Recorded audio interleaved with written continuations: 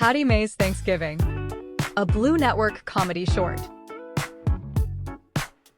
The walk to Grandma's house was slow, deliberate. Hattie Mae didn't rush for nobody. At 8 years old, she stood barely 4 feet tall, built like a 6-year-old.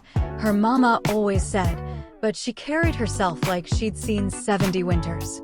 Her little backpack bounced with each step, and inside it sat her most prized possession, the Truth Journal. Today was Thanksgiving, the day families pretended to like each other over turkey and lies. Hattie Mae had been waiting for this all year. She adjusted the straps on her backpack and smiled to herself. "Gonna need this journal after today," she muttered. "Trust me." The front door swung open before Hattie Mae could even knock. Aunt Carol stood there, arms wide, perfume cloud already escaping into the autumn air. "Hattie Mae, give your auntie some love." Hattie Mae ducked. Smooth. Practiced. "Aunt Carol," she said, looking up with those old eyes, "I would give you a hug, but your perfume smell like Bath and Body Works had a fist fight with a funeral home. I'ma need you to back up before my eyes start watering." The kitchen went silent. Forks stopped midair. Somebody's sweet tea paused halfway to their mouth. Uncle James, standing by the stove, couldn't help himself. He burst out laughing. "She ain't lying, though." Hattie Mae's head turned slowly, like a owl spotting prey. "Uncle James," she said, her voice calm, measured, "don't laugh too hard. Your hairline said, 'Happy Thanksgiving,' and left the party 3 hours ago." The laughter stopped. Uncle James touched his forehead instinctively, then walked away mumbling something about kids these days. Hattie Mae walked deeper into the house, backpack swinging. That's when she saw him. A man late 50s, maybe 60, stood in the doorway between the kitchen and the dining room. He was wearing a purple velour tracksuit. Not navy, not plum. Purple. Bright, bold, unapologetic purple. Head to toe. The jacket zipped halfway, revealing 3 gold chains resting on his chest like they were holding a meeting.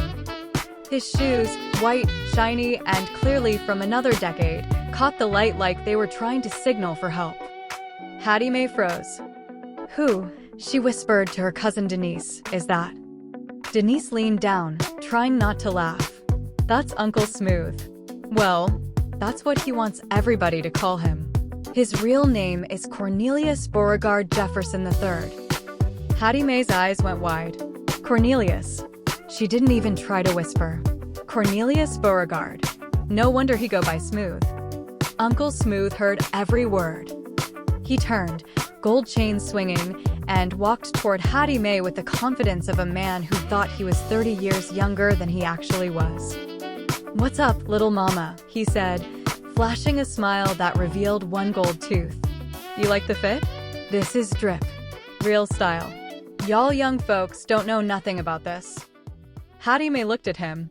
Up, down, slow, deliberate. Like she was reading a menu she didn't like. "Uncle Smooth," she finally said, "you look like a grape that got dressed in the dark. And that chain? Sir, that ain't gold. That's disappointment painted yellow." The room exploded. Somebody spit out their drink. Aunt Patricia had to sit down. Even Grandma, sitting quietly at the head of the table, let out a small chuckle, though she tried to hide it behind her napkin. The family knew what was happening. Hattie Mae was on one. And when she got like this, nobody was safe. Cousin Denise, trying to save herself, leaned over and whispered, "Hattie Mae, I bet you won't say nothing about Grandma. I dare you." The entire table went quiet. Forks down. Eyes wide. Somebody's baby stopped crying just to hear what would happen next. They thought they had her cornered. Hattie Mae turned her head slowly toward Grandma. The old woman sat there, moving at her own pace, glasses perched on her nose, looking at Hattie Mae like she already knew what was about to be said. Hattie Mae smiled. Sweet. Innocent. "Grandma," she said, her voice soft. "Grandma is perfect. Grandma is the only person in this house who knows how to season food and mind her business. Y'all could learn something." Grandma nodded once. Kept eating. She knew the game. The table relaxed. Crisis averted. But Uncle Smooth? He wasn't done. "Little girl," Uncle Smooth said, leaning back in his chair like he was about to drop wisdom, "you got a lot of mouth for somebody wearing light-up shoes." Hattie Mae looked down at her Skechers, then back up at Uncle Smooth. "Uncle Smooth," she said slowly, "these are Skechers. They light up because they're fun. You wearing a whole grape suit because you having a midlife crisis. We're not the same." Uncle Marcus choked on his sweet tea. Aunt Sharon had to pat him on the back. Then Aunt Patricia came out of the kitchen, carrying a casserole dish like it was the crown jewels. "Hattie Mae, baby, you want some of my mac and cheese?" Hattie Mae looked at the dish. The pasta sat on one side. The cheese, what little there was, sat on the other. They weren't even touching. It looked like a relationship that needed counseling. "Aunt Patricia," Hattie Mae said, shaking her head, "that mac and cheese look like it need therapy. The pasta and the cheese ain't even speaking to each other no more. They going through a divorce." Even Grandma cracked a smile at that one. Uncle Smooth, pride wounded, tried one last time. "Hattie Mae," he said, pointing at her backpack, "you think you slick with all these jokes. But what you got going on? What's in that little backpack?" "Your homework." Hattie Mae unzipped her backpack. Slowly, deliberately, she pulled out a small notebook with a worn cover. The words "Truth Journal" were written across the front in marker. "This," she said, holding it up, "this is my truth journal, where I write down everything that happened today.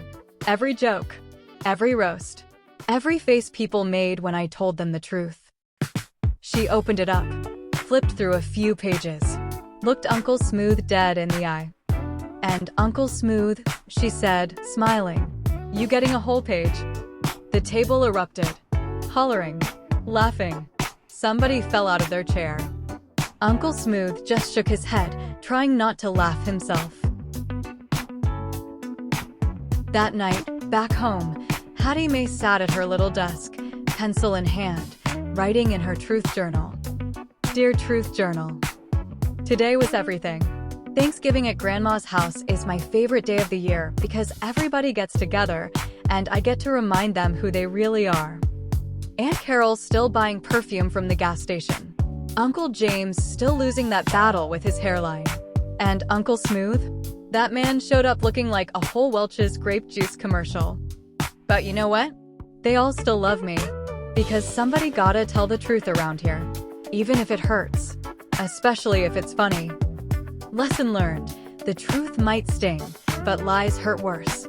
And also, never trust mac and cheese that looks like it's going through a divorce. Asterisk Hattie Mae. Asterisk age 8. Asterisk soul of a 62-year-old woman. She closed the journal, smiled to herself, and went to bed.